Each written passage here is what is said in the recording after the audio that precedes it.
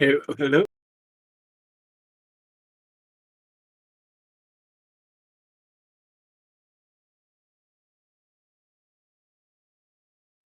Hello. Hey, can you hear me? I can indeed. Oh, sweet. For some reason, it didn't do the Badoop that Discord usually does, so I wasn't sure if I connected. All right. All right. I have all those sounds turned off. Yeah, that makes sense. I had to when I was running stream a stream game, but I never went and got around to turning it back on. There is one thing though. If you do not mind, Yeah, of in course. settings, this is a irritating thing with Roll20. But in settings, if you go down to audio and video, uh, if you could please turn um there's one that is like none where it says audio and video used. It's below the others can hear and see. Um, Yeah, just none. turn that off. It actually will update the screen so we don't have um, the little. I don't know why that for that they have a choose your own color where other than than a this is the color wheel. It's Audio not and a big video. thing, but yeah, I don't know if you get to see any difference or not, but that is something that's come up with me. Anyway, I would like to give you a compliment right from the get go. Yeah. Um, I am very happy to see that I'm not the only person that puts so much front load in my games. Yeah, I just want to make sure that it's a good experience. I want to make sure that I'm doing it professionally as much as I can. Um, and I'm really passionate about this stuff. This is my first kind of foray into like tabletop, but like I always wanted to be a game developer, so Nice. Are you open to suggestions? yeah, of course. All right. So things that I've learned over the 7 years I've been doing this. Uh, over time, you're going to come up with general rules for your game, and I always I put a folder that says you agreed to these if you're playing, and then in there, I mean, they could be whatever you want. I have no refunds, and um, basically, it's just every one of those rules were in response to players doing some stupid shit. Um, Everybody's here to have fun, that kind of thing.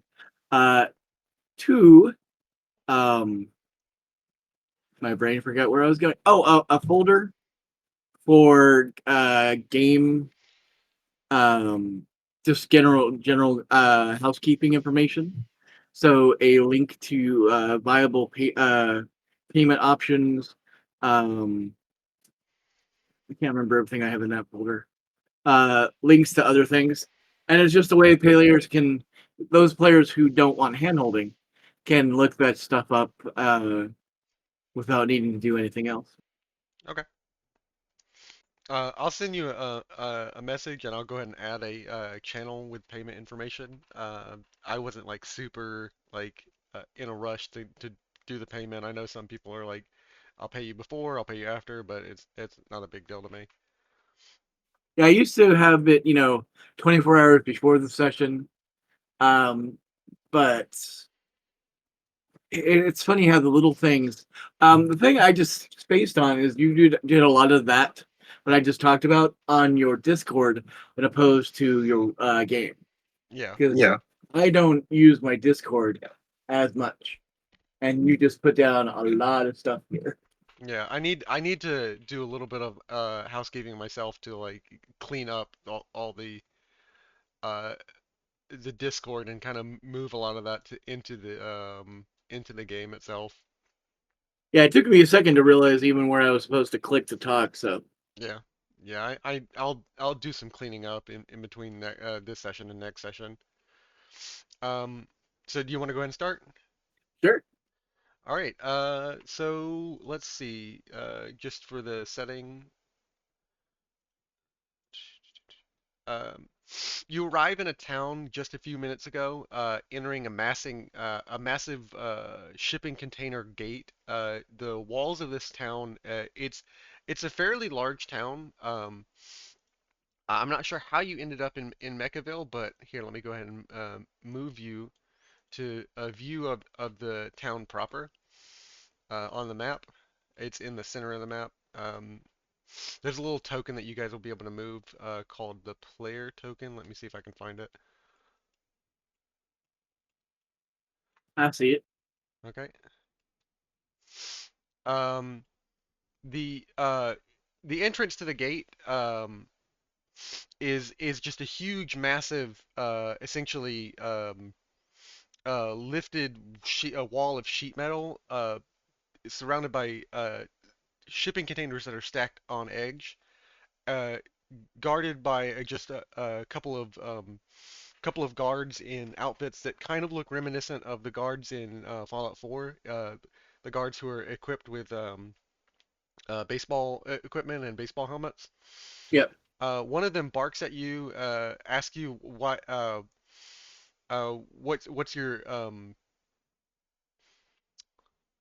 your business in town, and you kind of give an explanation and enter in. Um, Located a short entrance from the gate and the check-in weigh-in station. There's a large building that kind of looks like a pre-war mall. Adjoining the mall, almost built into a corner around it, is like a makeshift set of metal, junk, welded steel that kind of coalesces into some sort of building. There's double doors, kind of like saloon style, and a wooden sign above that reads "The Rusty Gear Tavern," with an actual gear that's hanging underneath. There's some neon sign to the left of the door that reads "Happy Hour." All right, and I'll move you. In this fort too, it is. Yeah. All So in right. my headcanon, Silas is actually pre-war um, ghoul. So he's been around since the bombs dropped. Actually, I was gonna ask you, why don't you introduce your character? What do they kind of look like, and who are they? Like, how do they end up low on caps in Georgia/Terminus? Um, so Silas Silver is a Southerner through and through. He actually served his country in the war. Um, it's funny. I came up with the character concept and I realized the parallels to the ghoul was it's strong. Um, he was Army, not Marines though. Okay. Okay. He was a scout for the Army, and upon coming home, he never quite fit in. Never got over the war mentality. After fighting in Europe, and when the bombs fell, he was huddling in a basement somewhere, and when he woke up, he was ghouled. Since then, he has been traveling all over, slightly in advance to people, people that dislike him.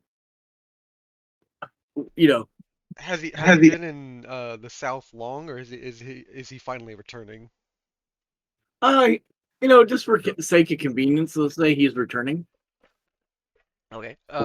Things could be new and surprising to him. All right, that sounds good.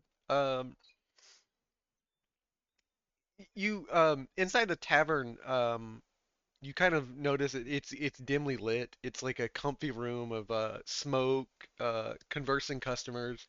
There's leather-wrapped benches and chairs that are at tables illuminated by a warm glow of oil lamps. It appears that the lights that were actually installed are like kind of flickering. The air is kind of thick. It's got an oil and grease smell. It's mingled with like sizzling meat and stale beer. The walls inside are kind of like how a Cracker Barrel looks if you've ever been in one. Adorned with it's adorned with like various trinkets and memorabilia, like tools that are battered and old and rusted, faded posters and old signs. Yeah, Uh, cheeky junk. the bartender calls out to you and says, "Hey, why don't you stow any weapons you got in that barrel over there by the door? I don't want any issues while you have a nice drink, do we?"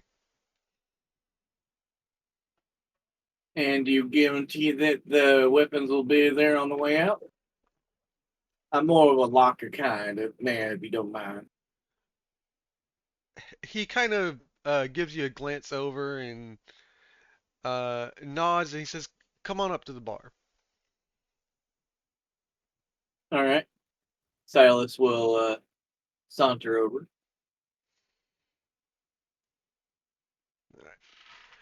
I give you my word. I'll keep it behind the counter. Let's say just for insurance, just in case you decide not to pay or decide you want to get a little bit of rowdy in here. But yes, I understand some people don't want to have someone come in and walk off with their equipment. This gun is a family heirloom, if you understand. Oh, I understand perfectly. So Some of these things are. Silas will undo his gun belt and slowly and deliberately wrap it and set it up on the board. Do you want my bush clear as well? Oh, don't worry about it. I'm pretty careful around this equipment. Um, he kind of very gingerly takes care of it because he understands um, the importance of properly caring for a customer's equipment, and he lowers it underneath the table. And as you see him lean down, you see a little uh, a, a a tool that you've never seen before. It looks like a gleam of like a pistol, but it doesn't look like a typical laser gun that you saw during your time in the military. It um, You were from the South originally, right? You were from the South Yeah, pre-war. correct. It is reminiscent of a line of weapons that you saw that were in production from a small company. There was like magazines and going around for a company called Ray Gun Industries. You never bought one yourself, but I'm imagining, but it was a laser gun that was in competition with General Atomics weapons. Um, he seems to have one on his hip as you see him lean down and set your gun under the counter. So how can I help you? Are you looking for a drink? Can I get you some whiskey, beer, maybe a Dr. Rad? Dr. Rad. That. Oh yeah, that makes me happy. Uh, you got any Nuka Cola? Yeah, of course. And he turns around to the bar. I got Nuka Cola, I got Nuka Cherry, no Quantum though, no nothing else, nothing too crazy.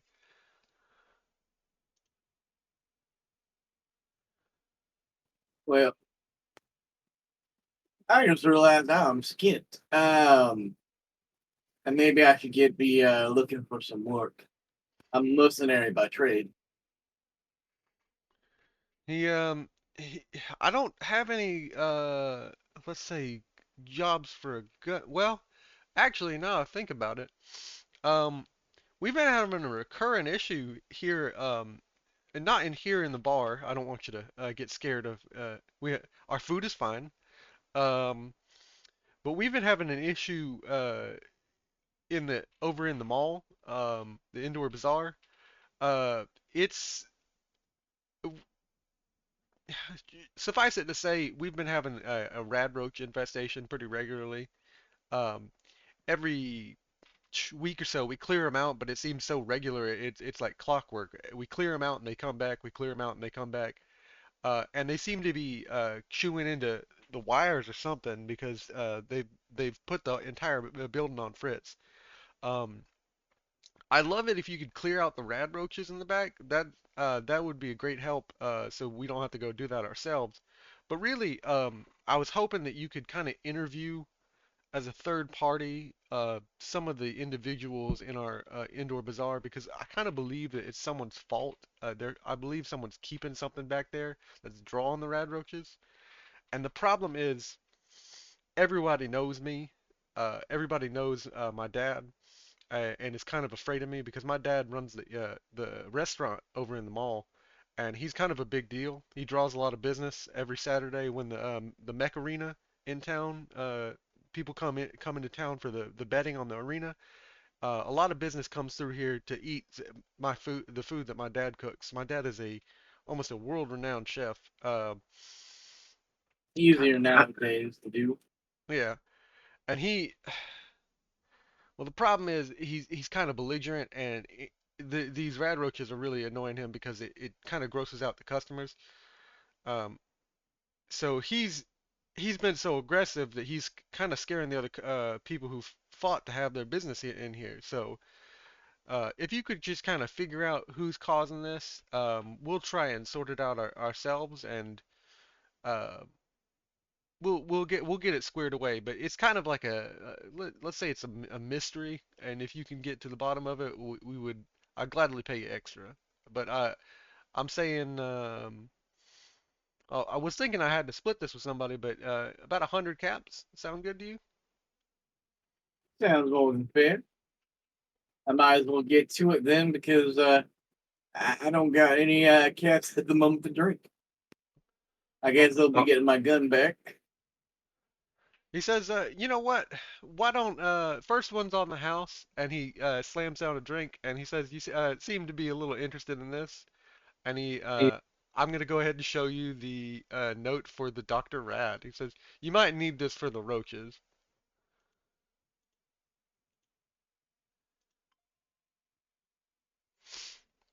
I do like the job ad. Like, hey, I have that in my pocket.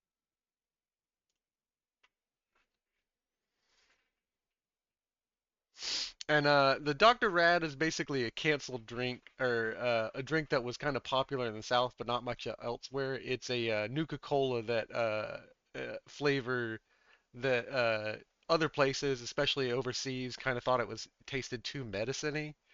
Um, it's essentially a glowing like a Nuka-Cola Quantum, except it's kind of like a white light instead of a blue light, and it clears away radiation. It heals one radiation damage. Things I don't worry about. Yeah. Yeah, you might actually not enjoy that as much as other people do. Is it kind of tastes like prune juice?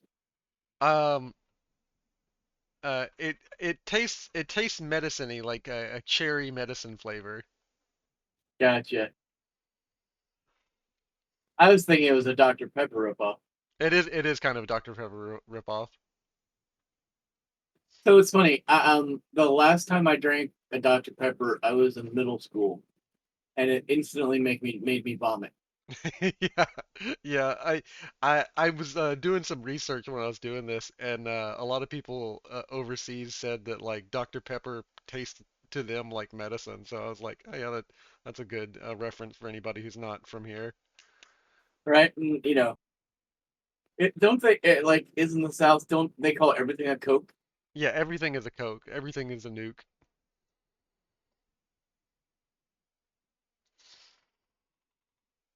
Yeah, it's funny. I know a lot of people get confused by that, but I'm like you call a Q-tip a Q-tip, and that's a brand name.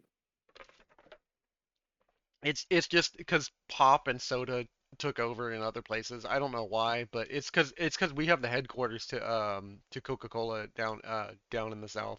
The Coca-Cola headquarters is like in Atlanta. Nice. Do you know where the Mountain Dew headquarters are? Tennessee, I'm guessing? Uh, Utah. Utah. Wow. Yeah. The company that makes Mountain Dew, Pepsi, is owned by Mormons, which is hilarious considering that one of the tenets of the religion is you cannot drink caffeine. Well, it's you can't drink hot drinks 'cause they have like they interpret it interestingly. They have like coffee shops, but instead of coffee, they have like it's like a soda shop where like they mix coffee creamer into soda and make special drinks that, and people kind of mill about because ever since like the beginning of American history, like people have needed a place to congregate and kind of have conversations and go to like taverns, like and Yep. intellectually. Yep. I grew up in Reno, and my best friend's family is Mormon. Nice. So I grew up with around it fairly much. Um, anyway, just random shit. So I will take my beverage and sit there at the bar. All right. Um, what you notice at the bar is just there's another ghoul over having a conversation with one of the workers in town that you can kind of tell them by like their safety vests that they're wearing. It seems like a lot of people in town work at a location kind of central to the town. Um, now that you're kind of getting your bearings again, you remember that this area used to be called. Well, actually, roll me an intelligence science check if you can remember. It'll be like difficulty one.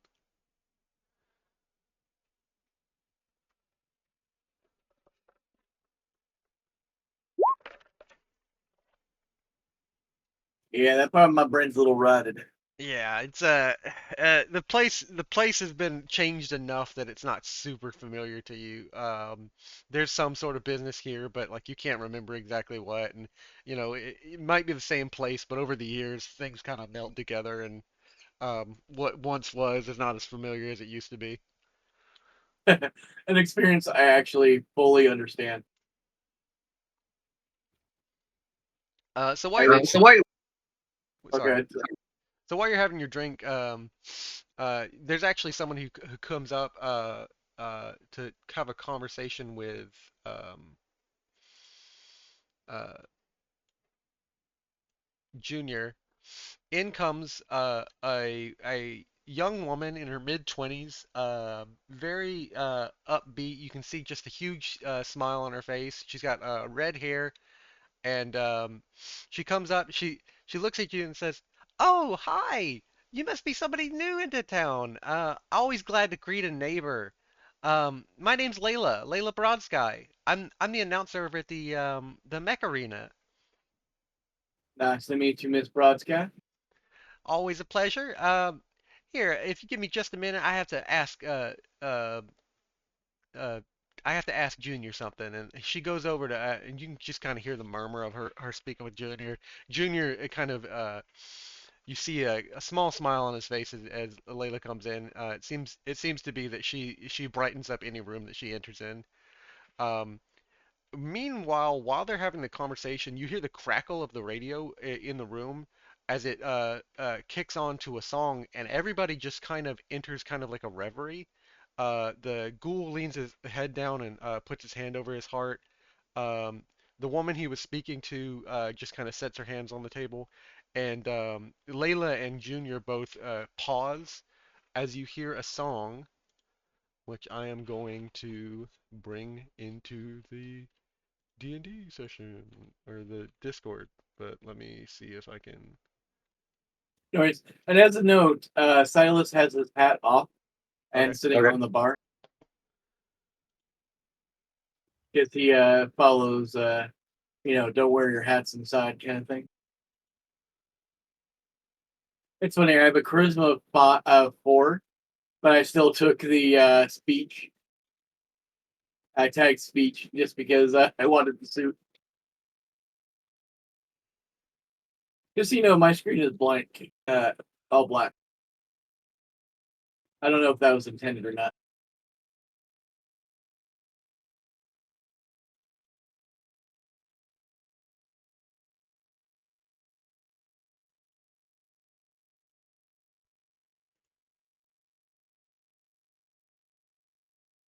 Matchbox, huh? Yeah.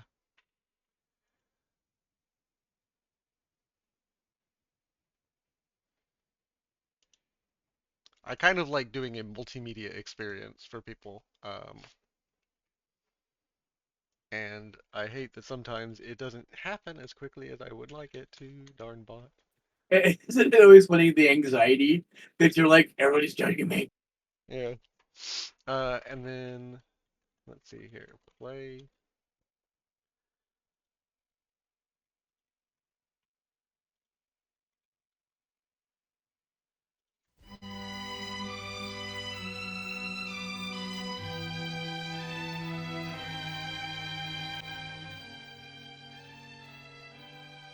And you just hear And this just for the very sweet tune come in. Yep, I'm familiar with it. Georgia, And it's odd to you the respect that these people offer this song. It's not normal in the wasteland that people uh um act as if the national anthem is playing. I can see that this area, assuming this is the national anthem. I mean, it's Ray Charles. He's just up.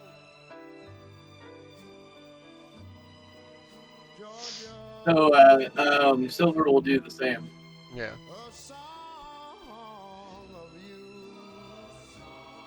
And um while they're it's playing, you get the sense that there's a sort of form of government governing this area, and these people are paying homage to the local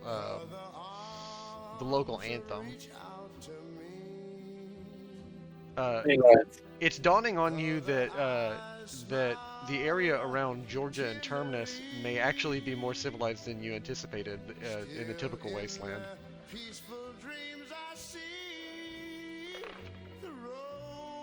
not surprising, but something laugh at.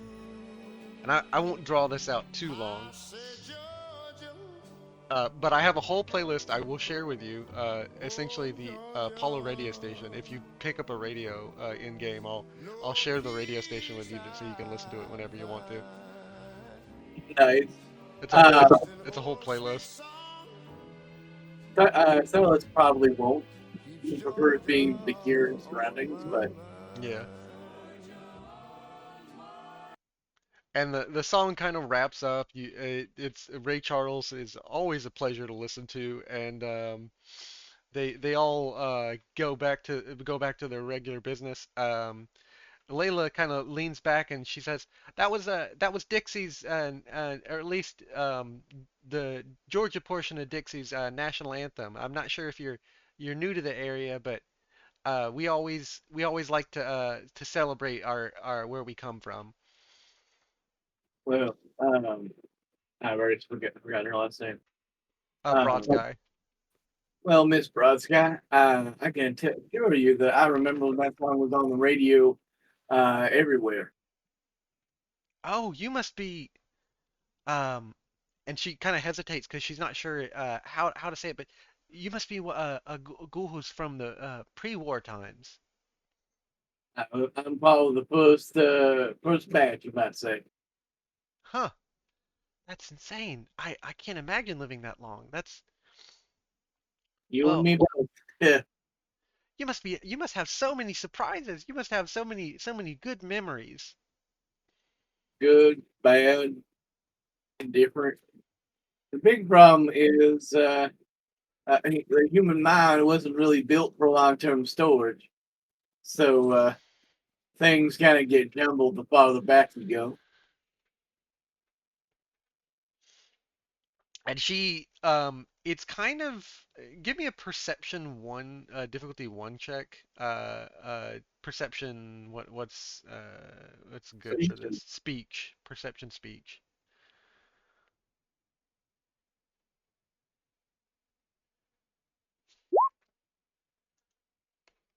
Um a little bit better.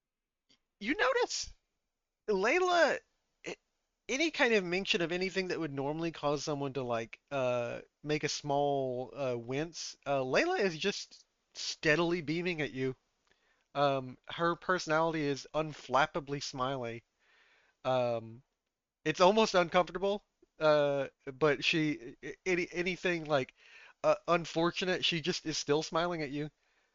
She kind of says, "Well, there's always a downside to some things, but that means we get to look at the bright side of other things."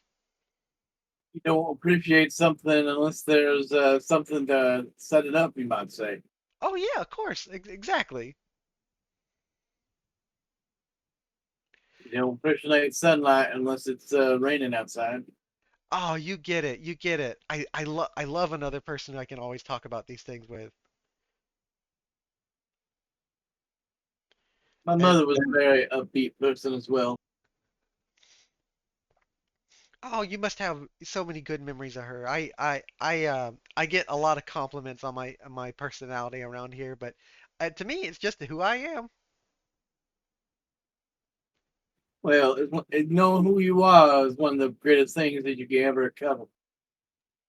Because nobody Exactly. can take that away from me. And she turns back to speak with Junior. It seems like she's kind of just dominating the conversation, but Junior is kind of very placidly. Uh, he just he has a very warm smile on his face. He's enraptured to listen to her. Um, if you feel free if you want to get to the quest. If not, like I'll keep describing this scenario. I mean, I will slowly sip my beverage and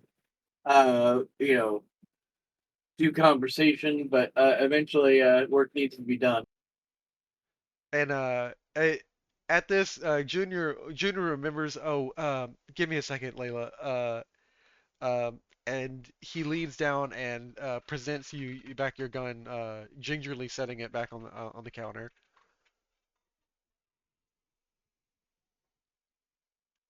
Well, thank you.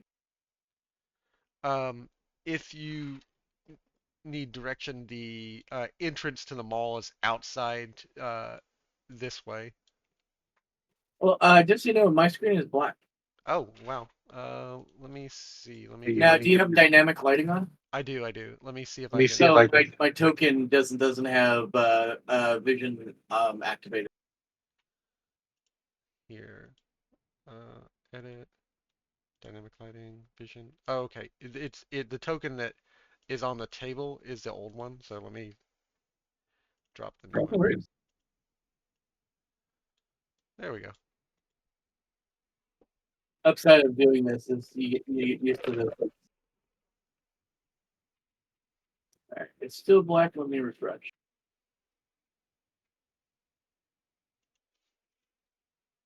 It's always fun to be on the other side of this.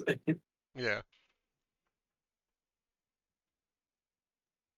I have that song stuck in my head. Thank. Everything is black now.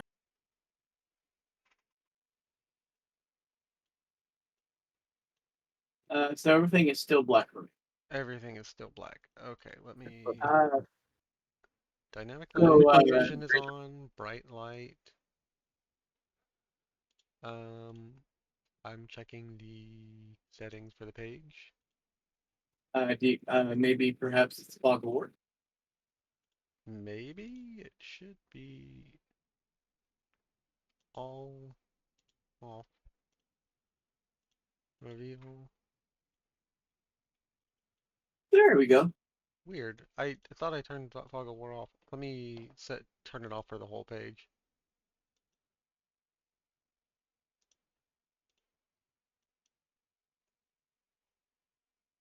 Fog of war should be off. There we go. There we go.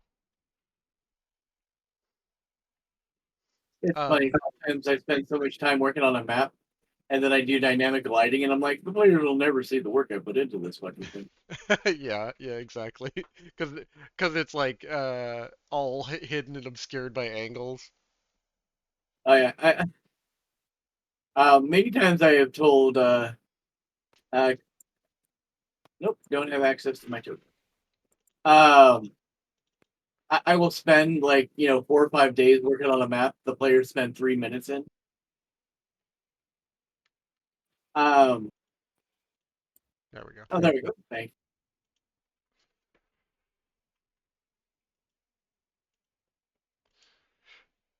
See, the description now makes way more sense. I do appreciate that the bathroom to this place is almost larger than the in the saloon. Yeah. You gotta make sure people can fight somewhere, right? Um, and Junior just says just as a warning, the entrance to the indoor bazaar. Part of the reason that we need somebody to come in and help us is you remember the light issue I mentioned? And he points up at the ceiling where the light is like flickering. Is well, I think the radroaches are biting into the wires, and it's not just here. The entrance to the mall proper has got some electrical wiring issues that is causing a spark. So just be careful when you try and enter. Will do. Roaches are well known for their love of rubber. hmm And he just kind of gives a nod and kind of like uh sucks his mouth sucks air and just yeah and sighs because they've been dealing with this issue for some time.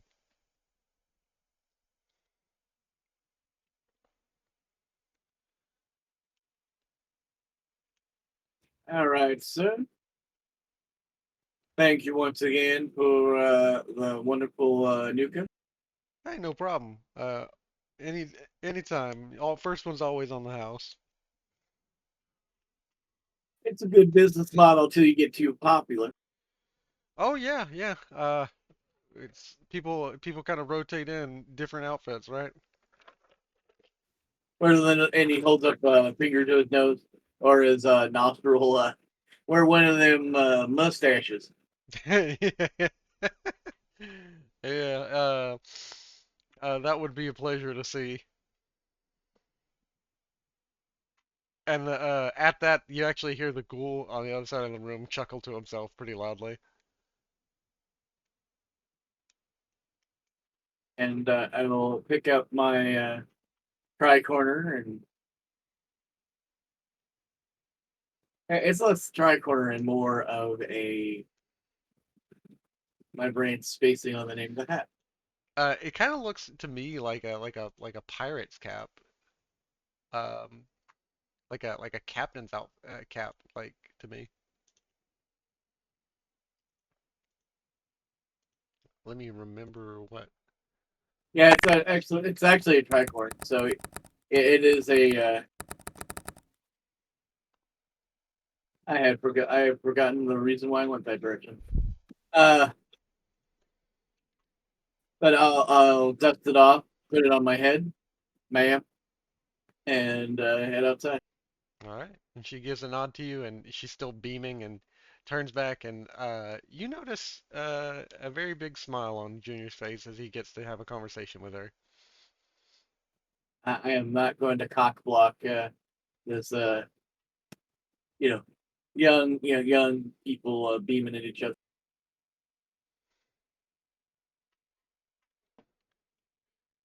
And it's going to be out this way and to the The south. sound. Yep. Silver nods to his fellow ghoul because there's that ghoul conspiracy. Oh yeah. All ghouls know each other to some degree. Especially if they're old enough. Yep. I do love the fact that paraghouls will not attack a ghoul. Yeah. It does make you being a ghoul in the wasteland a little bit safer.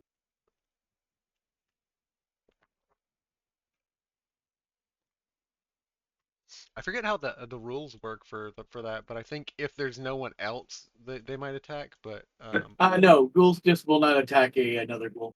oh okay, so yeah, that is Yeah, the even if you're violent against them.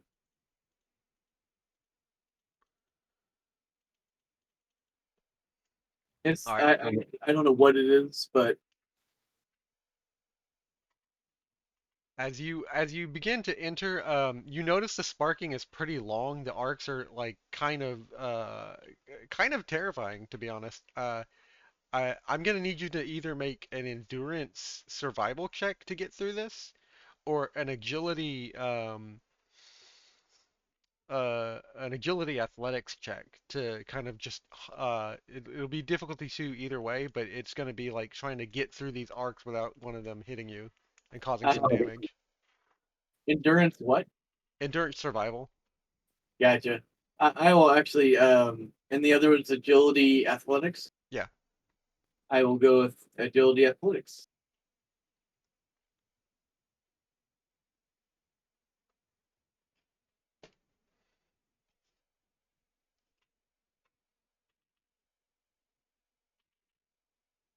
Okay, I'm gonna only run since you got one success. I'm only gonna roll half the die. Just roll a, or I will roll. Sorry. Um, d6, 4. So that'll be 2 energy damage. I don't know how much armor you have. Depends on where it is. Let's see here. Let me get my macro. And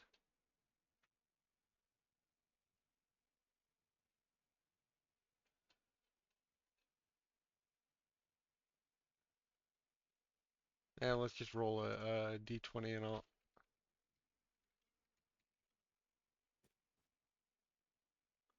forget where that is exactly.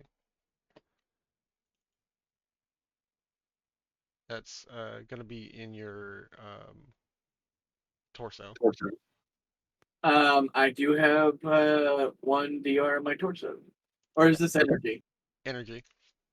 I have two DR for energy. So it kind of arcs out, but whatever your outfit is made out of just kind of dissipates the blow enough that it doesn't hit you as you run through. It's brief enough that it's not going to like spark in and harm you. Funny enough, it's leather. So Yeah. there's the line that's in the Feral Ghoul description. Now, the Oh, word says often, so that would imply that some of them are just dicks.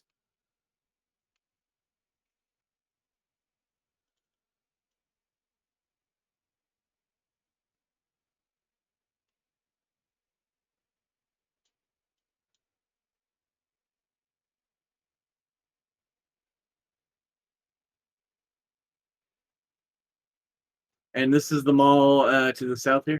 yeah. To the south, this is the mall proper. As you enter in, you kind of notice Uh, it's a kind of open floor plan. It's actually a large mall. It's got this semicircle dome of not dome, a semicircle cylinder going down the lengthwise of glass that allows light in to. It's actually kind of pretty in a post-war way. It's there's occasionally a broken glass panel, but it lets light in onto the white tiling, and it just kind of it gives a very good vibe, and the open windows allow wind to come in and just cool the area, and it's a nice fresh feeling in typical Georgia humidity. It's funny. I have a pretty good mental image of it. In Reno, there was a place called Park Lane Mall Yeah. that originally was an open air mall that they decided to put a roof on, and it had that dome-ish thing over the top. So I have a pretty good idea. And you see some stores every which way. There's stores with signs on them. To the left, you see a store with the sign that reads something because I need to look up the name of the store. The something store where you can get something for something. They all have actual names, and I picked them out before, but I have a list, and the list is always hard to find. There we go. Um, Steam and Gears is the store you see to your left, and to your right, you see a store called the Rustic Remedies.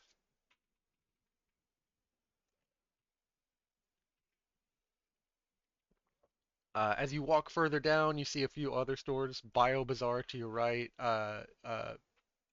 Circuit City to the left, Tech Haven. Even Circuit City. Sorry. Is there a release attack as well? Circuit City was just like an accident. Like I was hitting a randomizer and I was like, that's funny enough that I'll keep that in there. Um, to the left, you see a almost garage site shaped store. It's called Tech Haven. Guy in there is working. You can hear the clink clink of a ratchet as he's working on some sort of engine. Um, and then all the way down at the end of the hallway, you see a store that is called Gizmos Galore.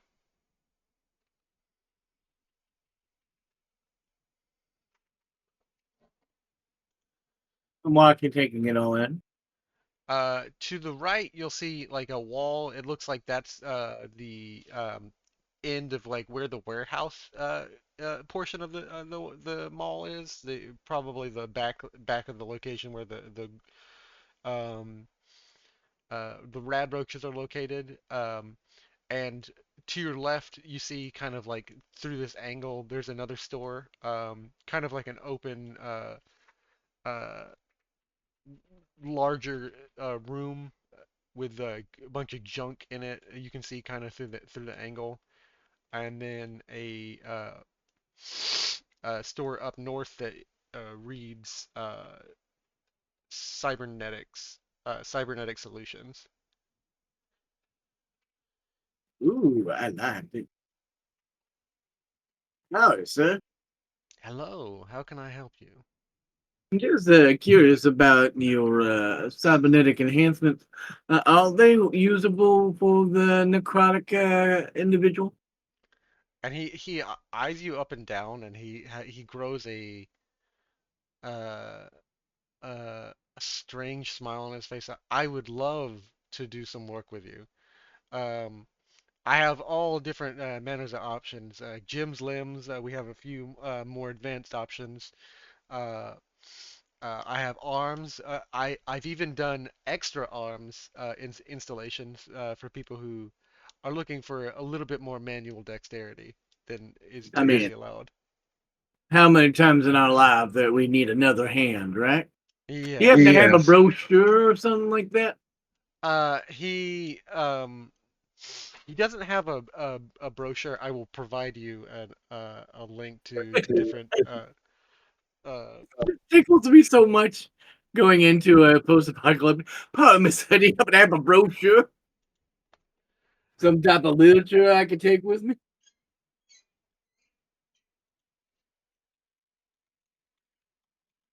and he just kind of like turns around and opens up some cabinets and he says, "Does anything you see here interest you?" And you see some legs, some pieces that are a little bit roll me an intelligence science difficulty 3 check.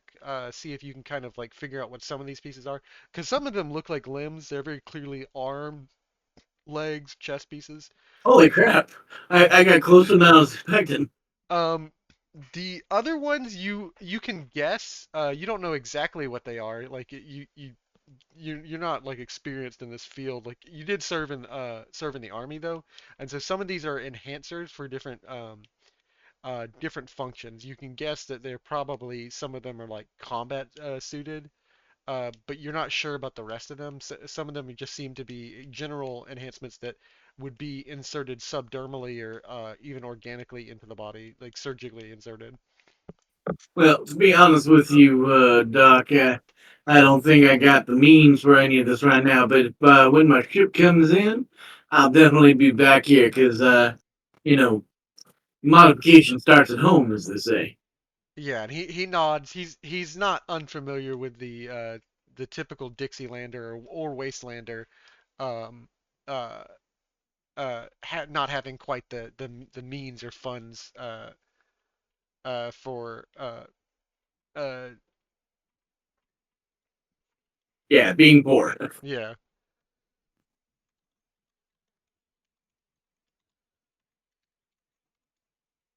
All right, let's check out Big Bob. You know, I never realized that this place was backed up right against the guy's saloon. Yeah. And what you notice to the north is a set of windows. I did not make them windows. I'm sorry. It's a complete wall. But you see through the windows almost a a setup that you have not seen in a long, long time. The chairs are dilapidated. The tables are a little bit old. They look like they've been polished and cleaned as much as they can be. The counter looks very clean. You could probably eat off of it.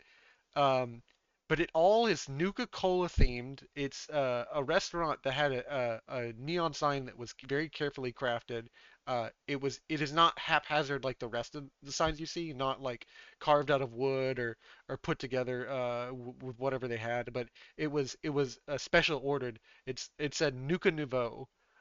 This seems to be a Nuka-Cola themed restaurant, and it's the restaurant that Junior just mentioned that his father works at, and you see a young man come up. Hello, how can I help you?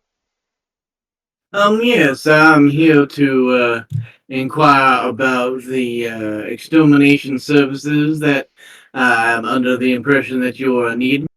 Oh, and he kind of he gestures that like he has a worried look in his face, and he looks back to the kitchen, and he just kind of like does like a neck cutting gesture. Don't mention too loudly. The problem is Uh, Senor Alegria gets very mad when you mention the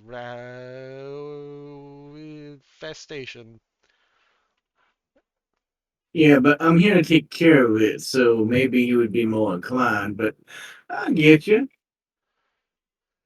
He says he points straight out. He says it's actually in the back. The main problem, that's where they typically congregate. They crawl all through the mall, and uh, people accuse us of having the problem. It's not, the problem is not straight in our kitchen, but the roaches are coming in through the warehouse, and they occasionally will crawl through the walls and pop out in our restaurant, and not a great sight. Not a great thing. You don't want to be eating one of our famous dishes and see a Radroach pop out of the wall.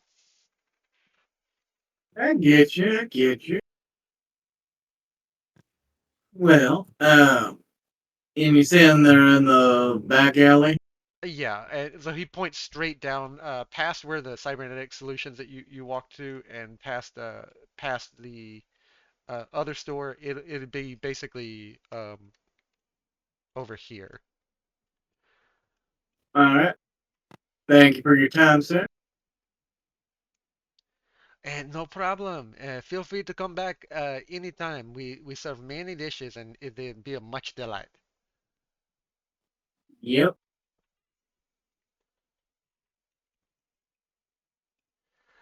As you walk through, one of the stores that you're gonna walk by has kind of an odor. Um, a pretty strong stench from all the things that are like being salvaged and like pulled in and like kept there. It's it seems to be a store named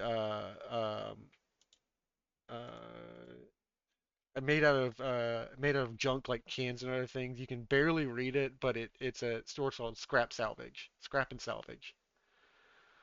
Um, The one I'm currently in. yeah, yeah. I love that your map is actually accurate. Now, is this a pre-made map or did you make this map? I made this map with I have the lore asset stuff asset. I did not mean to move that. There's a token pack. There's a not the token. I made those using an AI. If and I know some people get super mad at the use of AI, but As an artist, I actually use AI myself because, I can spend 12 hours doing something or 3 seconds. yeah, and I besides that I use there's Dungeon Draft assets that I paid for on Patreon. A guy named Will Tomorrow makes them. It's a League of Raconteur Explorers, and he makes a Fallout themed Atom Pugs assets. Awesome. I'll have to look into that.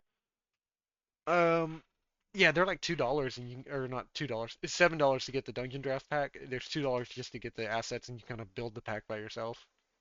Gotcha. So Um, I'll come walking in. Uh, I do plan to eventually go down the road of a gun nut. Okay. So I will be definitely looking around at the scrap stuff. Well, now this is a fancy establishment, ain't it?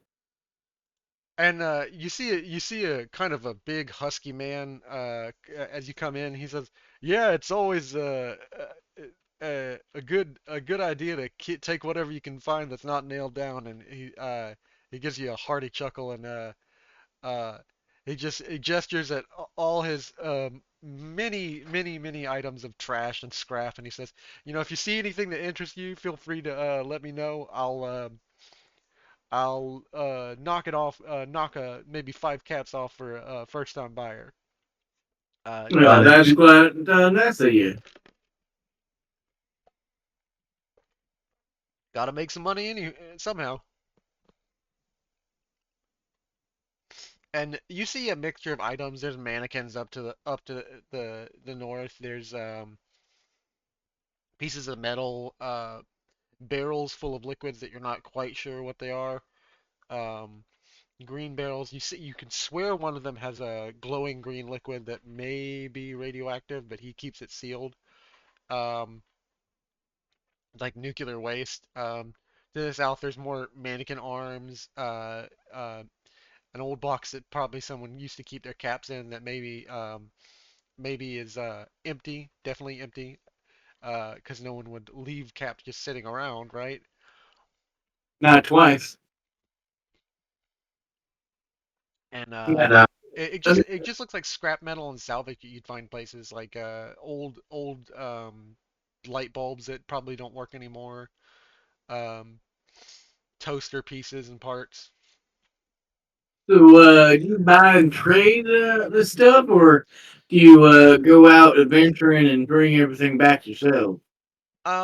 He mentioned something that's going to sound a little odd to you. He says, I have a yellow resonance ID, so I have the right to scrap and salvage. So I just got into the ruins over in Terminus, out in the city proper, and I just kind of whatever I find, I take. Nice. Now, I don't know if you've gotten nose blind to it, but your establishment has a certain aroma, you might say. Yeah, and he kind of gives you a knowing nod, and he says, "Yeah, that's uh, actually kind of the problem. Everyone thinks it's my fault because my store is so close to the warehouse and because it smells bad. But I swear, I organize my trash, and you do notice there is kind of some rhythm and rhyme and reason to the stuff that he keeps. Like there's like metal in one section, papers in another section." Um, It's some organized hoarding. Yeah, it's an organized hoarding, but he says, you know, I don't just even the nuclear waste I keep, and he kind of realizes he probably shouldn't have said that out loud, but even the stuff I keep sealed for, if it needs to be sealed. You know, it's I don't think it's my fault for the roaches, but everyone blames me for Gotcha. That nuclear material ain't no skin off my nose. And I wink at him. them.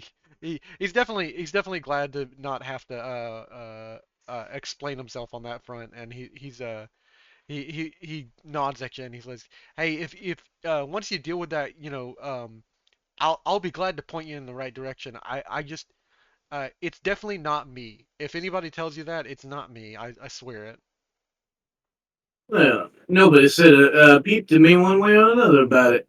But what do you think is causing it? Since you seem to be informed. And he looks to the left and right and he just kind of leans in and whispers, Honestly, I think it's the restaurant." And Mr. Allegri would be so mad for me to say that, but uh, I swear they're not dumping what they leave out properly. I I don't have no proof of this, but uh, I think they're it's the restaurant. You know, that was my suspicions as well. Nothing draws roaches like food. Yeah, and he kind of gives you a shrug and says that makes the most sense, right? But Well spoke. don't tell Mr. Allegri I told you that, 'cause he'd bite my head off. I heard he is the type to do such. Well, you don't have to worry. No secrets get past these lips. It was nice meeting you. I didn't catch your name.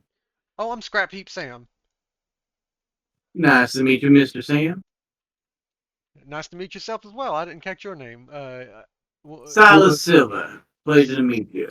Oh, that's a nice name. Mr. Silas, if you get some caps and you need any materials for anything you're working on, just feel free to stop by my store. I'm planning to do some upgrades eventually upon my designated firearm here. Oh, and he says I definitely have some not quite full receivers, but I've got he kind of points to a bin that's got different bits and pieces. Like it's got a part of a trigger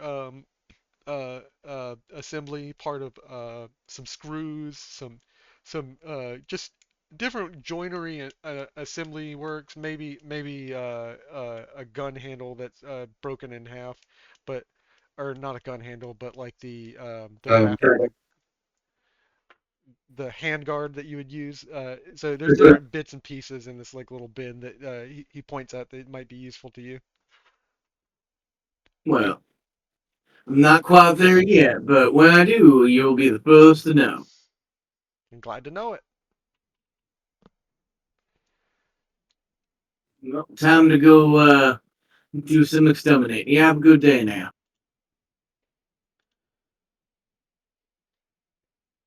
You do too. And he just kind of nods and goes back to his sorting his trash. I know for a fact that that's what I would be in the wasteland. I'd be a scavenger. Yeah, me too, because I don't think I'd be much use actually building anything. I do building and I'm a crafter and all that, but I was raised by my grandfather, and my grandfather was a scavenger.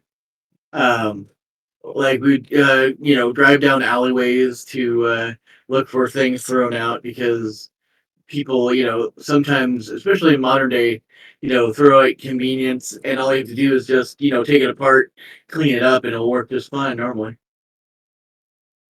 I'm super into gardening, so like I'd probably be a farmer. I'm big into like civil engineering when it comes to like wells and stuff. So Useful shit.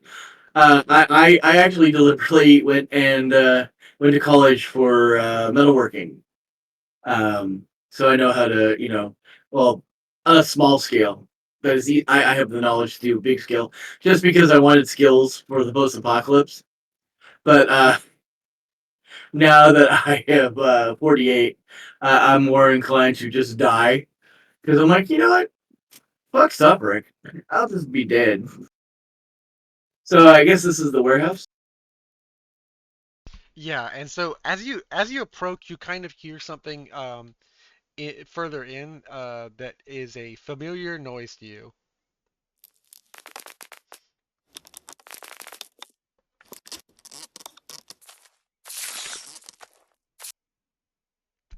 Now, are those sound effects or just you doing something in front of Mike? Dude, I don't think I could make that noise if I tried. Because there was a sound. I'm like, is he trying to make the sound of cockroaches skittering around? Because I was like, I can see it. Well, of course I will try the door as long Uh, as there's no signs saying employees only or anything. oh, it does say employees only, but you've kind of been hired, so it's I mean nobody's gonna stop you. It's the back of the warehouse. Fair enough. I mean, Uh, I wasn't going to actual stop, but there is two Radroaches as you enter, and let me go ahead and reveal them to you because they're on the GM layer. yep. All right, and I'm gonna go ahead and roll for combat if that's all All right. right. So, are you using a static initiative or dynamic? I've just been using static. I don't know if that's if there's anything Okay. special. Well, as long as it's just me, I don't really care. But so in my games, I use a dynamic. Well, in one of my games, which is you roll your initiative and combat dice. which basically it just changes up the initiative, so it's not the exact same initiative every time. Yeah. My players like it because they get to move around. All right. I'll dynamic my pin dynamic initiative, and I appreciate you kind of like coaching me through some of this stuff because it's nice to have somebody to like brainstorm with. As long as it's appreciative, I never ever want to, be the person that's giving you, suggestions. And you're like, dude, shut up. Nah, nah. I take it because like I'm already homebrewing some of the rules, and so it's good to know some stuff that like makes it feel a little bit more fun because I don't know about you, but like the some of the system works great, and then some of it just feels very bookkeep heavy. Um, but yeah, I actually like the bookkeeping part, but there's a lot of things. I think I did send you a screenshot of my changes to the game list, if I remember correctly. I think it was this game. You did, and I copied a little bit off of it, if that's okay, and I added some stuff that my players have been doing, like a rule we've been running that I don't know if I'll keep, but a rule we've been running in my beta session is essentially where anytime it's a reroll, they just roll an extra die and ignore the worst ones. Oh, that's very generous of you. Yeah, because it gives them a lot more successes, but I've been also adjusting the difficulty. Like the highest difficulty that's mentioned in the book is 5, but like I've been adjusting the difficulty so like there's occasionally like a difficulty 7 thing, like that's like crazy hard. So like it lets me kind of move it around on them. So they feel like they're rolling a lot of die, and also like I'm not like limited by like shit they're always going to succeed because they're rolling like 5 die. It's funny. I once had a super mutant that had more injuries than he could heal. Yeah.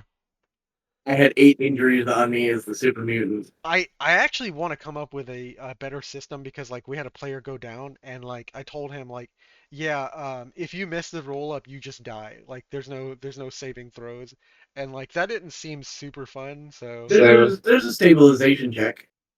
stabilization check, okay. Yeah, every turn. So when you're at 0 hit points, you gain. When you go initially go to 0 hit points, you gain a injury, and you go down, and then from then on, you're making a. I'm pretty sure it's endurance stamina check with the difficulty is the number of injuries you have, Yeah, or you die. yeah, or you die, and I wanted to see like well maybe we should have some death saving throws because I hate the idea of like just missing one check and like you immediately just die. I'm actually a fan of that because keep in mind, I grew up in the we're going to make 6 characters each because there's no such thing as balance in this game. Okay, so you're cool because like that was one of the things I was gonna add in the session 0 kind of like survey. I was gonna ask like you're cool with like the character death in this, right? Like Oh, yeah, you're not gonna get so attached that like I have other characters. okay, awesome, awesome. Uh, I will be a little bit more generous with the enemies I give you then. Which is Yeah, cool because I added one enemy for this encounter that's going to be a little difficult. One of these roaches that you notice is actually a lot bigger than the other one, and it seems like its abdomen is pulsing. You recognize it as a Radroach queen. gotcha. Well, if you would click on the initiative turn order, because I don't have it on my screen currently. There we go. And then initiative, initiative. All right, you're up You're up first. first. I almost started with quick draw, but I know my dice luck. Now I deliberately decided not to take gun fu, so that's the reason why my agility is 9 and not 10. Okay. But gun fu gets a little silly. Yeah, it really does. Um, that's right. You don't use a grid basis, so let me familiarize with that. Every 7 squares is a zone, basically. And depending on your agility is how far you can move in a turn. I have an agility of 9. Okay, so agility 9, you will be able to move. Let's see here. I'm looking at the reference rules. Homebrew rules. Actually, there's a homebrew rule changes. Agility 9, you can move 8 normal, 17 in a sprint, or 16 in a sprint rather. Sorry. Do you have the grid set up to be 1 foot per square, or Yeah, 1 foot. No, it's 5 feet per square, but it's you're just counting squares, so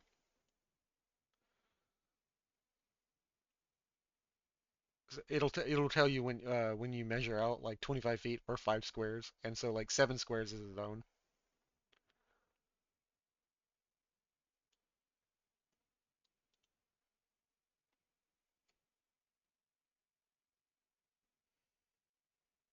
that didn't work? I was trying to give myself a thing to tell me the distance. Okay. It's based off feet, so um, I have size squares. 7 times 5 would be 35.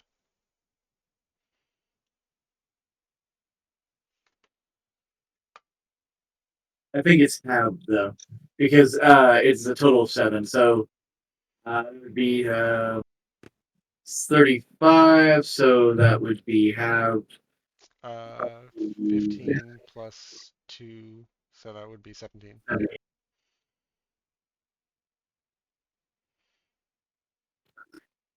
Okay, I'm not fully aware.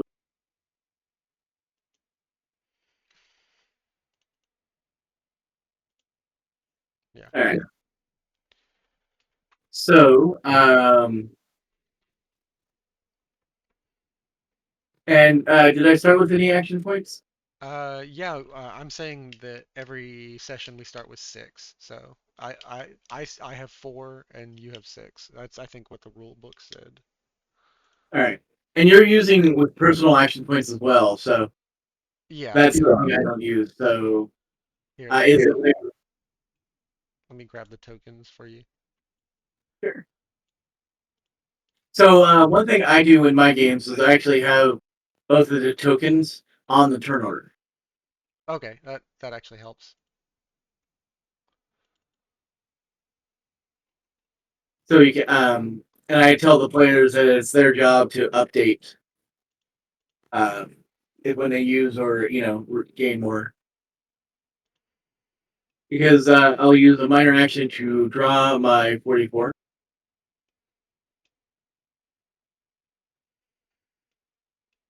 Okay.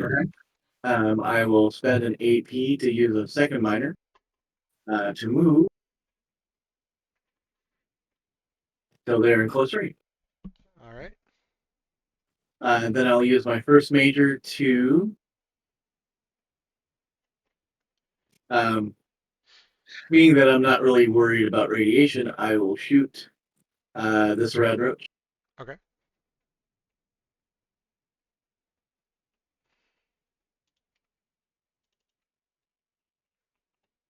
and I'll use an AP to gain an additional die. So I'm now 2 AP at the moment.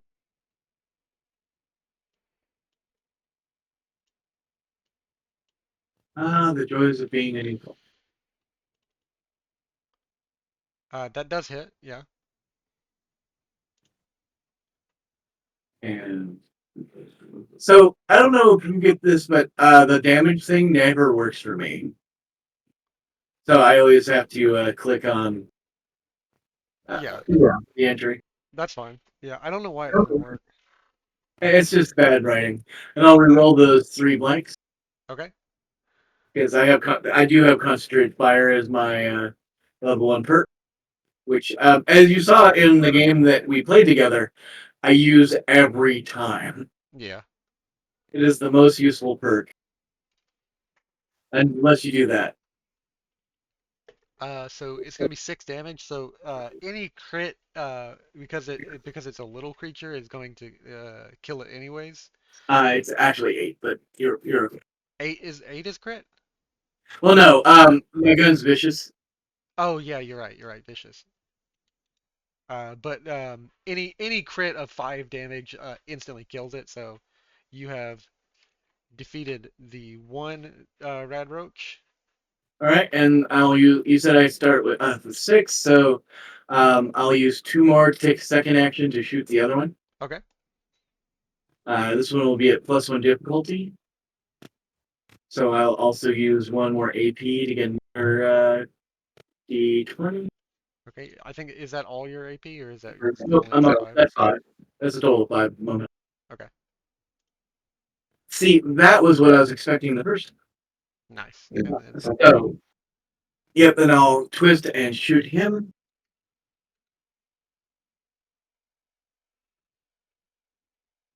And I will reroll the 1 and the 2 blanks.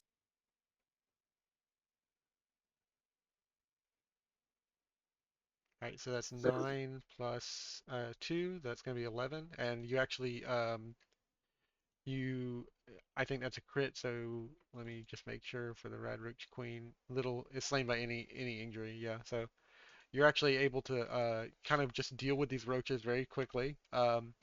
You hear the squelch of the roach exploding under your gun, and combat is over. I didn't even get to attack. Um, it, it seems to be that the area you see in this room is just a storage set of boxes. There are boxes up against a wall where people keep items. It seems to be empty stuff where people have just stacked boxes that they no longer need. Roll me a perception check. Perception Survival. survival.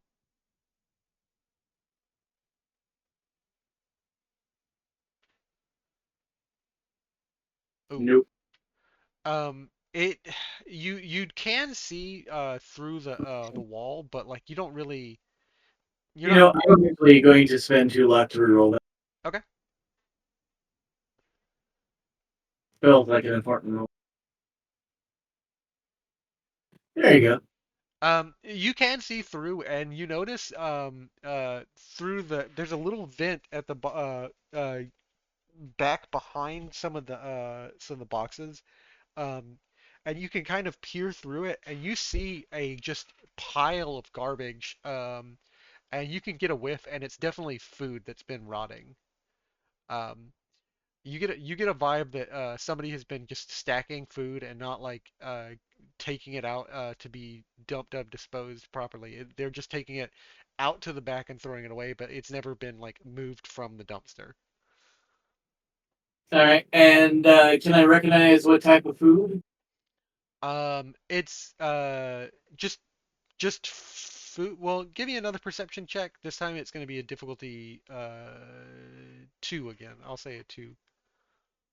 All right. I'll use 1 AP for additional die. Okay.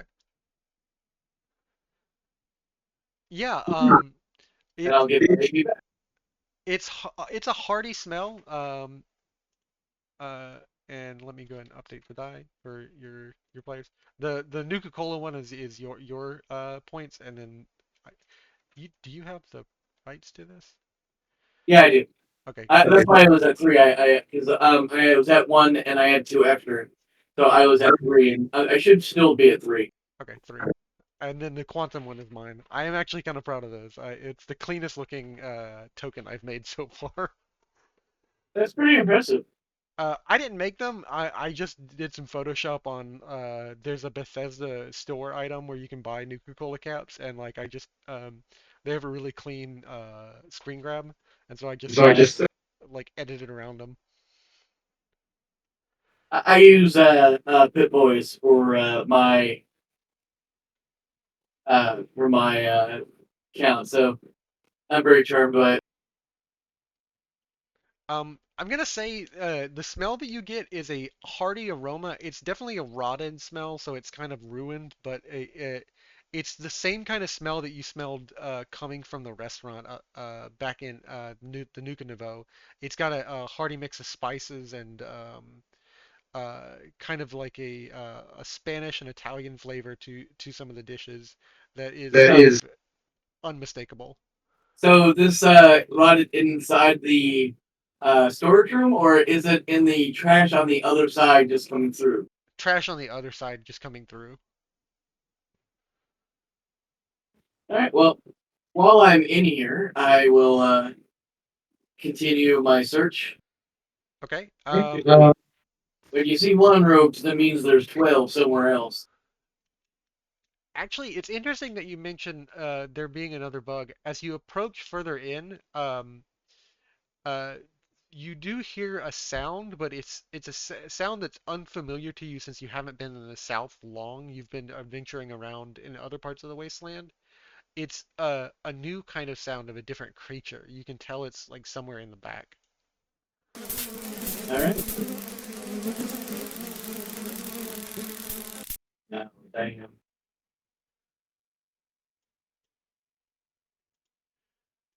I will cautiously head back there. All right.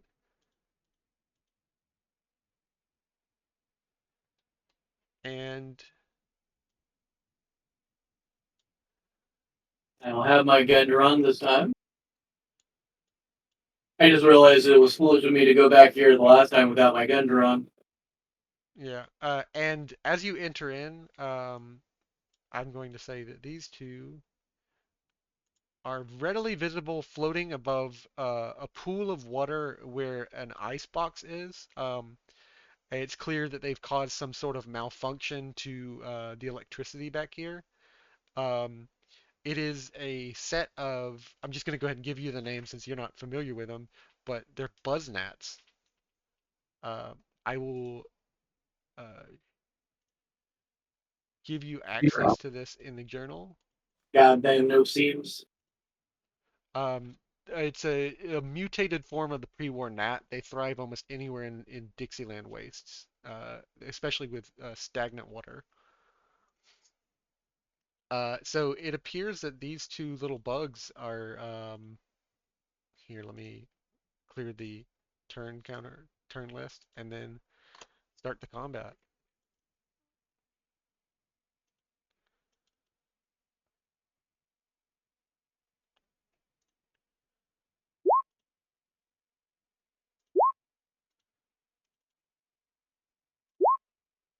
All right, and you have the agility advantage again. So actually, can you spend AP to move up in the turn order? You can spend a luck point to go in front of other things. Yeah, but I don't have luck points on this creature, so. Yeah. Now that's why with named characters that have luck can do that, but it is an advantage of luck. Yeah, So seeing that there are no seams, that's what he calls them because that's an old term. yeah. He will draw his sword in his offhand, machete that is, All right. and I will spend 1 AP to take a move action. Now, am I able to actually step there in the boxes? Actually, I'll step here. Okay. Okay. If you're stepping into the water, give me an endurance survival check of difficulty 1 because they're charging the water. Important thing to alert. He said endurance survival. Yeah, endurance survival of 1. All right, it's you're gonna take He goes, hey, hey! That's some spots of butter. it's only 1, so it's reflected by your well, actually I have to roll location. I mean, I would assume it'd be one of my feet, but Yeah, yeah, you're right. It's your feet because you're standing in it. Um, so so I'll go back here. it's gonna be 1 energy damage. All right, I have no DR anywhere other than my chest, so I take 1 point. All right. Uh, that's shocking. Sorry. And I will hit this guy. All right. This one right here. Yep. All right. Roll me attack, and that hits their defense because they have kind of a high defense because they're a swarm of There it is. gnats. Yep. I was figuring such. Let's see. I used 1 AP, so I have 2 floating AP. I'll add 2 to the damage.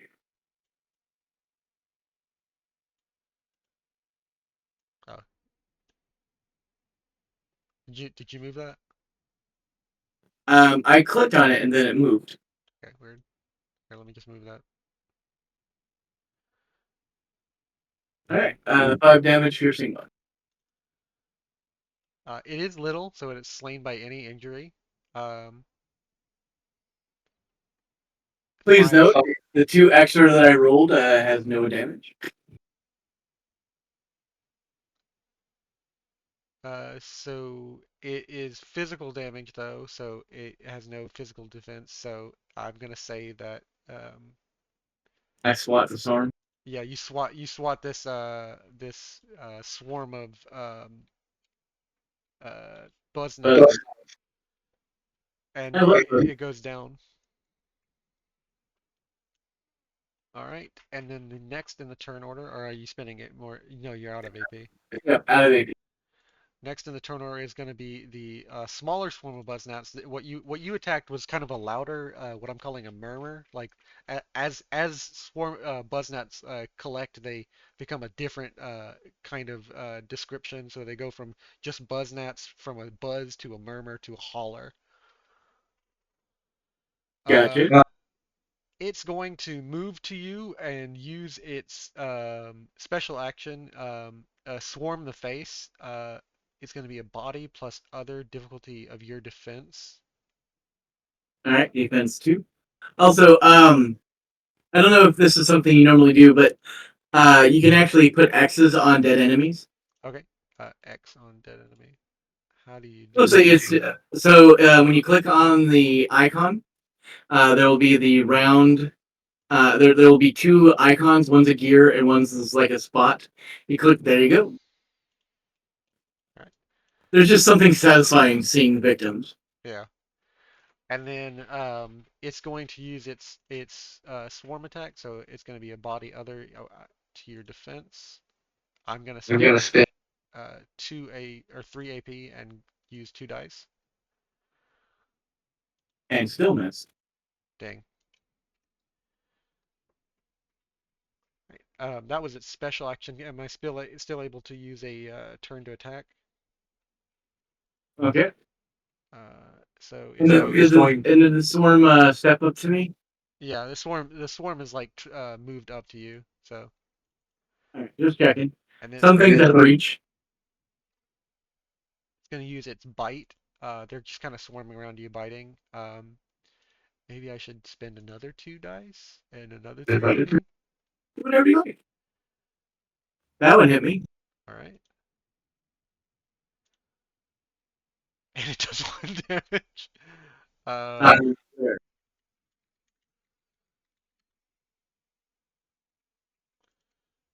I have a hit location thing. I need to add the macro from my other game. got it. Yeah, I use my entire the bottom of my screen when I'm running is filled up because I have the loot randomizers and all that. So it bites me on my left leg for what? For 1 damage. I mean, I only have 8 hit points, so that's my character is living on the edge. All right, I guess that is back to me.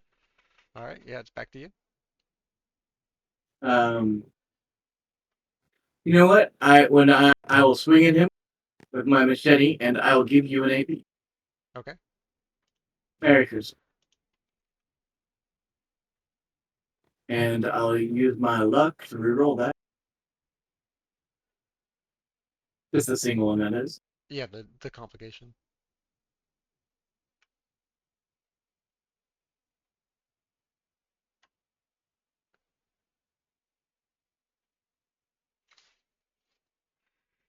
I need to get some battle music. Oh, nice. You know, it's funny. I actually don't care for music in games. Yeah, because it kind of drowns out other stuff. I think we talked about that. Yeah. Yeah, I change it depending on like how the players feel about it. Well, see, I will always go into the roll 20 settings and just turn the sound off. So you're playing. As long as And on this, I could do the same thing with Discord because I could just mute the thing. Yeah, yeah. I say I have no problem with other people enjoying things. I'm not a side. Oh, thank you for updating that. So I will hit, and you know what? Just because I'm feeling froggy, I'll put those two into the damage because exactly that reason. And I will spend my last luck point to reroll those three.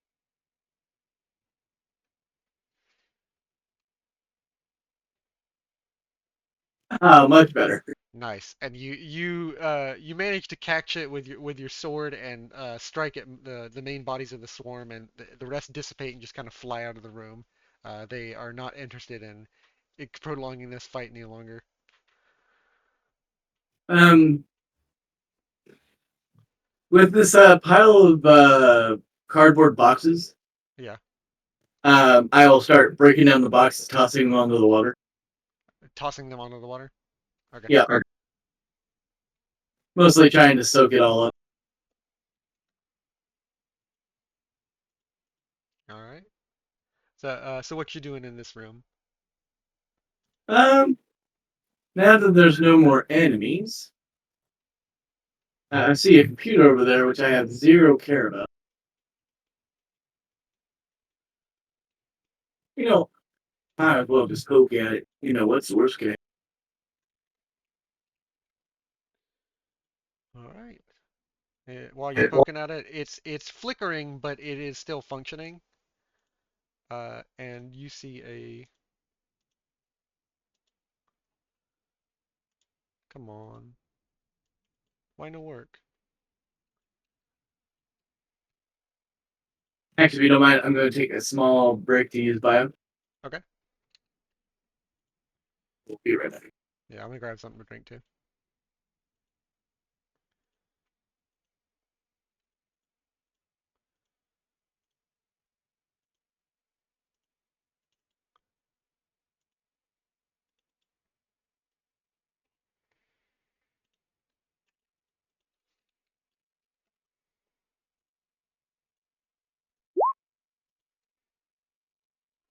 I'll be right back.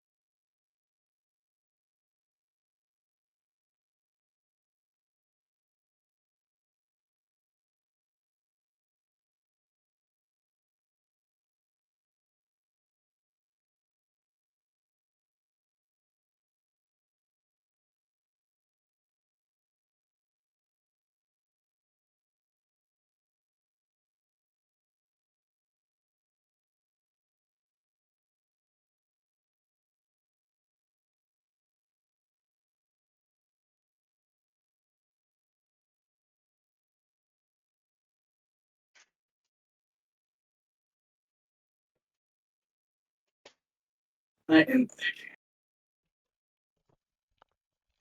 I'm back. so, yeah, it's funny because the whole music thing, Yeah. I actually have Ray Charles still playing over and over in my head. Oh, nice. I'm sorry about that if that's a little distracting. No, it's just how my brain works. Um, Um, so while so you're why? typing into the terminal, you get a kind of a view of the access screen. You enter the command so you can kind of hack it, and it gives you 3 attempts. So I'm going to say these are 3 attempts at a difficulty 1 intelligence science check. Yeah. So if I could do 2 attempts and then I step away from the computer and then I step back up to it. No, No. I'm gonna say it's they're static. What? You mean it's going to be like how they intended it, not like how every player in the existence of humanity is cheated? Yeah, yeah. Yeah, the first time I saw that, I'm like, yeah, there's even like a mini game that you click one and it says you're this. So they wanted players to try to figure it out. And I don't know about you, but I always pick the very I go from the very bottom and I like click click click out back in click click back. Just yeah. All right, let's try this. My character, this is I mean it's intelligence, so I'm smart, but I'm not sciencey.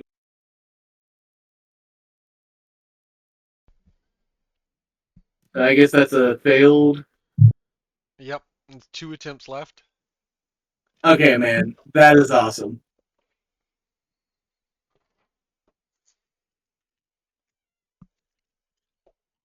You might be new at this, but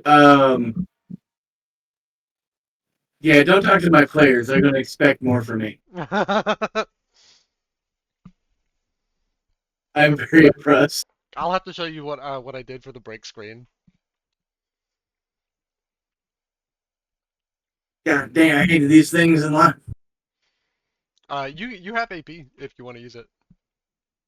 I know that I was trying to not. Actually, I thought I used up my last AP. Yeah, I should.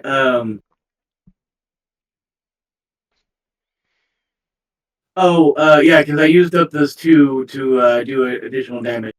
Oh, okay, okay, that makes sense.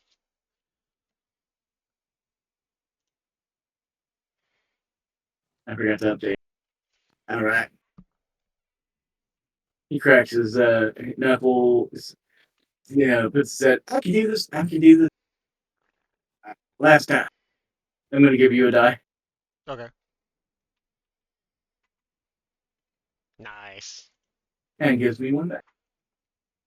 And you managed to find the password. It seems to be DTA 2224. Yeah, I love how I randomly figured that out. Um, down to apps. And you can click these too, so it'll display to you. Holy fuck!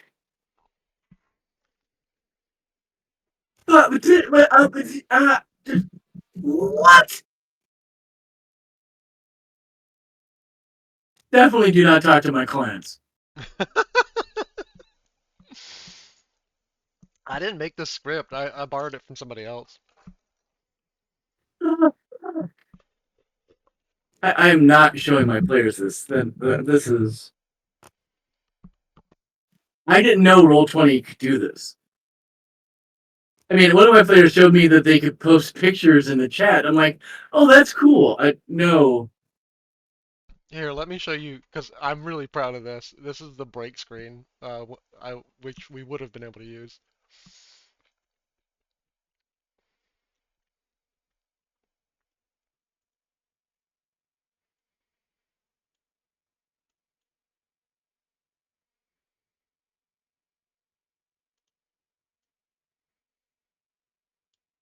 Oh, like if the game is if we're on a break. I Yeah. gotcha. They rotate kind of fast, but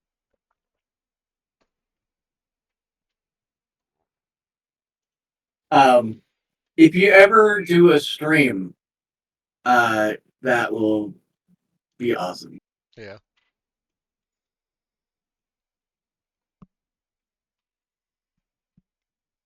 All right, let's see.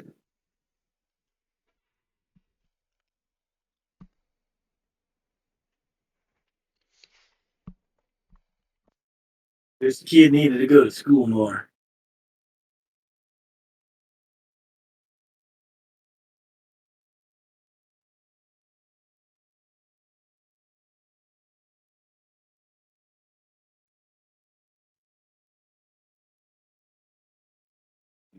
Junior, he's teaching the business. He doesn't care about the other. Silver's just muttering to himself as he's doing this.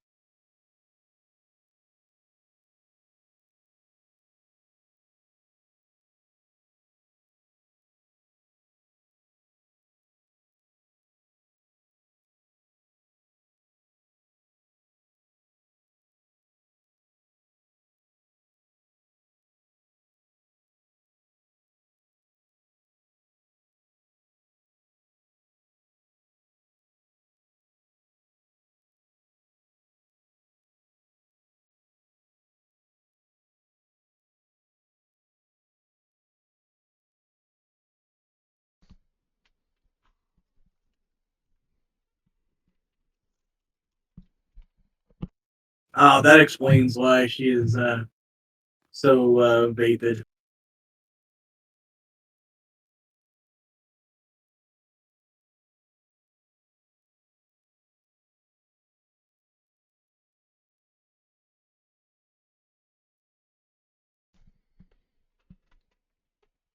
And that's the terminal. That's pretty cool. Yeah, Yeah. I'm my favorite part of that is like I did that for like the vault. Like I'm only doing it for like really important things or like to introduce people to the mechanic on this page. But like I have one for like the vault that my players are exploring in the beta campaign tomorrow, and like it's gonna have like all the entries and like basically the experiment and then reveal the truth of the vault to them. But they can only, that's for all players when you click on it, so you can't have multiple people using it at the same time. Yeah. That's the only problem. Or you just have to have whoever's at the terminal and tell them that they're the only one that can access it. Because then the people's like, touch. So, because I am not as forthright as some people might be, I'm going to spend this time to quote unquote search for more bugs and anything of value that I can pocket. Oh, don't worry. I expected this. Let's see here. I'm pretty sure I will harvest the radroaches. I don't think I can harvest the buzz gnats because what are they like popcorn? Basically popcorn, yeah. They're the size of your thumb, but It's like those people that harvest Japanese beetles for their chickens. oh God. I know some people who eat bugs, but man, I don't think I could ever actually bring myself to do it. If it was between eating a bug and not eating, I don't care how it tastes. Yeah, that's fair. So location scales, average, res commercial. How All much right, is? you want me to make my survival perception roll, Oh yeah, survival perception. Go ahead. and I'll use that AP that I got. Nice.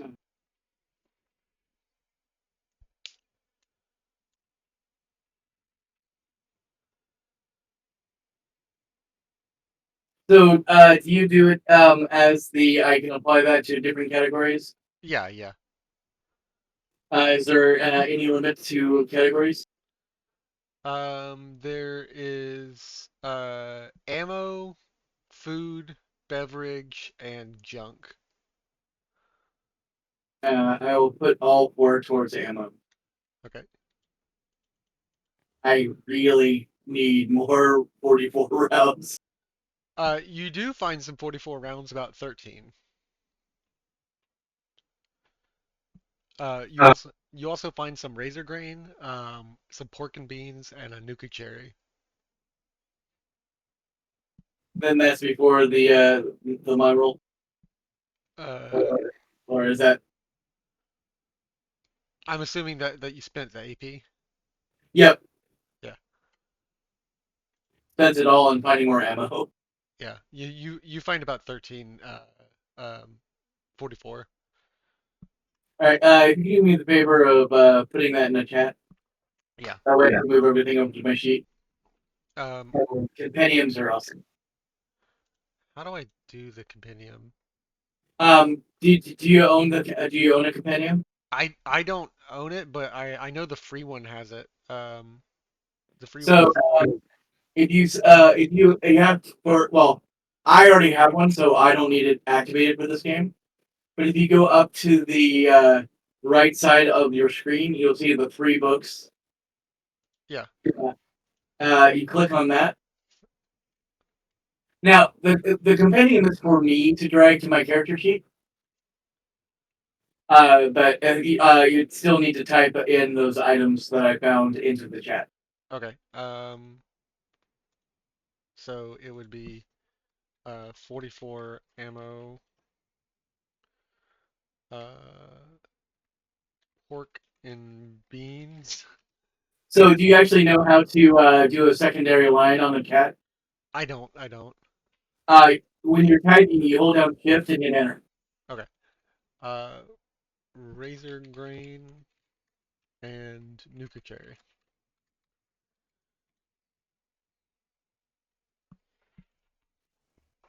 Also, did you know this trick that you could, if you wanted to do the last roll that you just did again, you Yeah. click on the chat and use the up arrow. Click on the chat and use the up arrow. Oh, nice. That actually makes that a lot easier. Yeah, a good chunk of learning roll 20, it just everything helps. And you didn't put the number Hemos, but that's you said 13 13, yeah.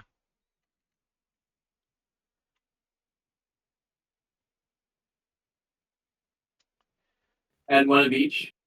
And one of the pork and beans, razor grain, and nuka cherry.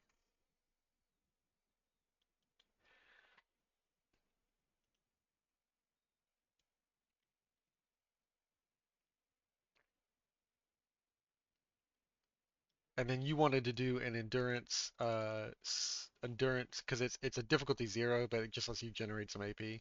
Endurance and survival, red for the Radroach meat. Yep.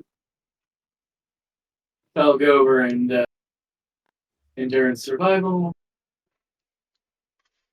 And just let me know whenever you need to break. Well, I'm good with whenever. Well, considering that my session starts in 45 minutes, um, I think we go a little bit longer. Actually, let me finish up this, and I think this would be a good breaking point. Okay. All right, one success, so I'll get one AP, which would already I already had one because I didn't take that one away yet. So the cap is correct. And was that two bad motor meat? Yeah, 2 Radroach meat. Anything special from the glowy one? Uh, roll me a combat die, and if it's on an effect, will you give you a nuclear material? Which is a Or rare. yeah, rare. Uh,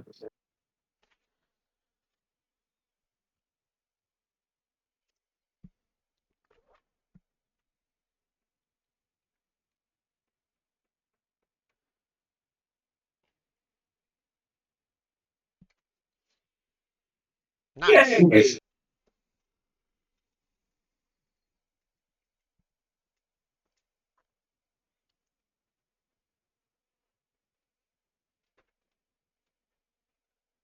Well done. I think. So you wanted to stop right here?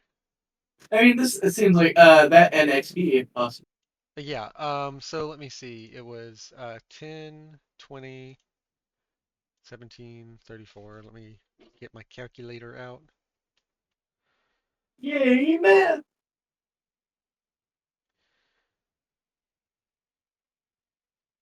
And you said luck refreshes per session. Mm-hmm. Awesome. That's gonna be 81 EXP.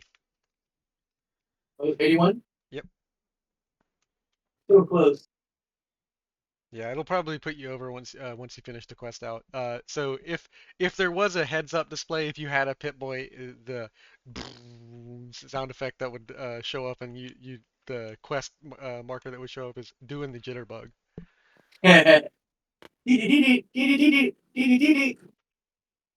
Yeah, on my goals for the characters to get a Pip Boy.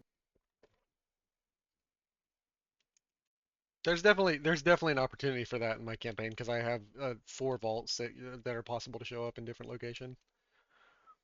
Yeah, one of my characters, I ran across a vault whale randomly in an encounter, and I just walked up. Oh, cool, Pip Boy. What? Bam! And I showed the face. Nice. Game Master's like, what? He has a Pip Boy. Those things are priceless.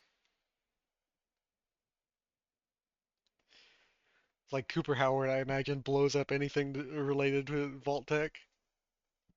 I mean, this was just because I wanted a Pip Boy. Yeah. Um, and I was playing a bad person.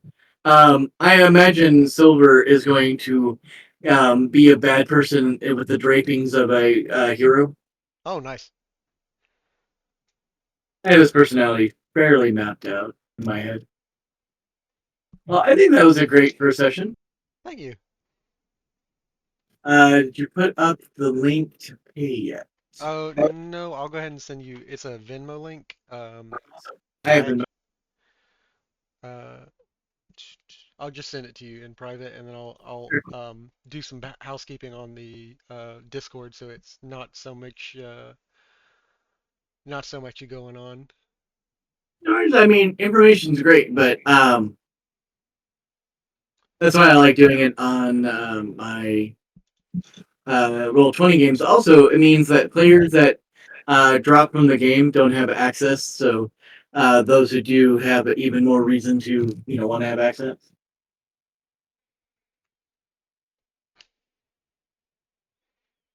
All right. Well, hopefully we get some more bites because I keep on forgetting to push button. I'm fine with one-on-one as long as you are. All right. Yeah, I'm fine with that too. Like it's my first time doing a one-on-one, but um uh like it's no different to me if it's just one person or a party of people. It's actually a little bit less to keep track of. The problem, because I do solos, I actually have one of my sessions is one person bought out an entire game. So he pays for 6 slots for the game. And the problem is, it's much more intense, and one person will get a lot more stuff done by themselves because they're not busy kibitzing or sharing screen time. So generally, that was the one thing that's always been kind of um, interesting to me is you know, what normally would take 4 sessions, a single player will do in one. And if you're a person that maps stuff out, I do everything off the top of my head. Um, I have a lot of stuff that is pre-done, but everything, I don't really write plots. But if you're somebody who scripts things out, which it seems like you do, Yeah. uh, be careful that I will blow, a single player will blow through what you have unless you throw up more distractions. Well, and for I have a large number of locations, so like the map screens are where like I'll just drop you on the map screen and like occasionally have a photo that we'll go to, but like usually I'll just leave you on the map screen if we're doing like general exploring and like you're just adventuring around Terminus. I'll do like Theater of the Mind. But if it's like a specific battle map encounter or a place I have mapped out, like I'll drop you on a map and then give you that location. Like say you ran into like a really important West Tech location, like that I have a battle map for, I'll drop you there. But if it's like just a general location, like for example, somewhere in the forest or somewhere in like one of the buildings that's in Terminus, like just one of the skyscraper buildings, I just like drop you on the map and like describe it to you. Sounds good. And it's 5, right? It's 5, yeah, just 5. More than reasonable. All right. Well, I'm going to step away so I can um, get something to eat real quick before I actually do my job. Okay. I had a good Oh, one, yeah. man. By the way, did you see that DM was asking for people to run one of his groups? Yeah, I did see that. I wasn't sure because I'm not. I wouldn't want Go. to pick up a new one. Well, so he at first offered it to me. It would have been my ninth game, and it would make my Tuesday his game, our break, that game, and then directly from that into my game that I already have. So I had to turn it down, but um, I would suggest if you have the time and spoons for it to try it because yeah, it's a corporate gig, so it means you don't have to harass individual people. Yeah, You get paid yeah, so if this is something you're looking towards, I would say that it would be a great opportunity. Having a group drop in your lap is very rare. yeah. I'll look into it. Um, a little scary, but like, is there a campaign ongoing for them that I need to get ready for?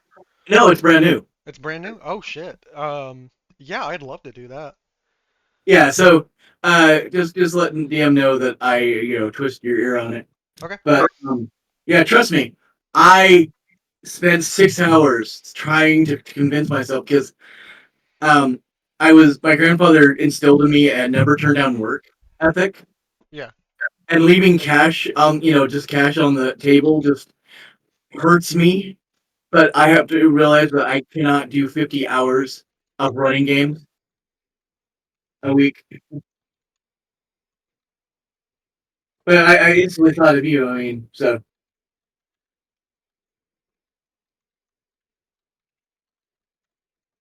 all right, TR.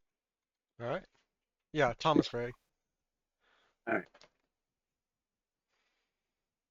Yeah, it's weird. For some reason, when I get mine up, I'm the second Corey sober, and I'm not used to that because I have a pretty distinct name. But I know there's about 5 or 6 of us nowadays. Yeah.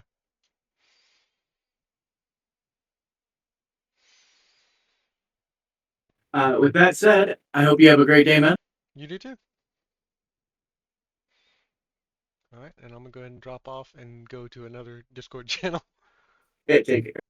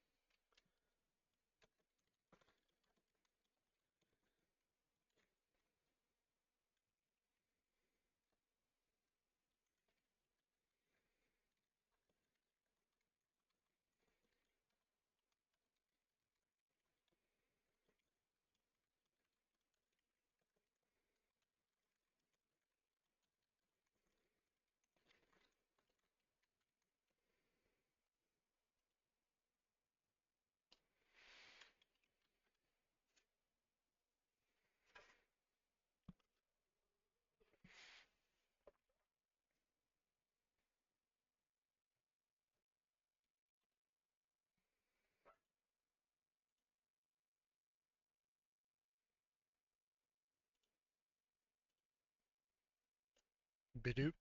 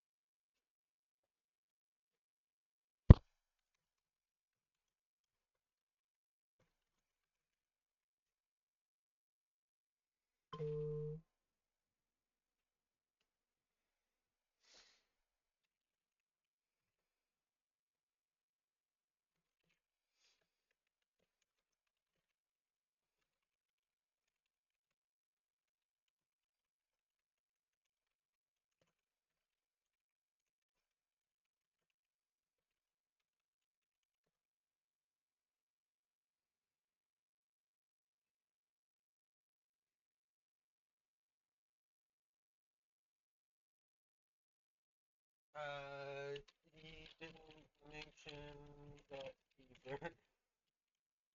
Sorry.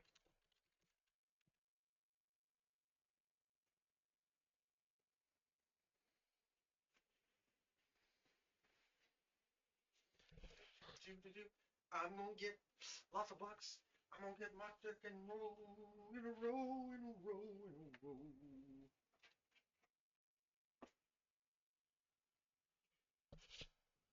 I'm gonna get my motherfucking ducks in a row, bitch.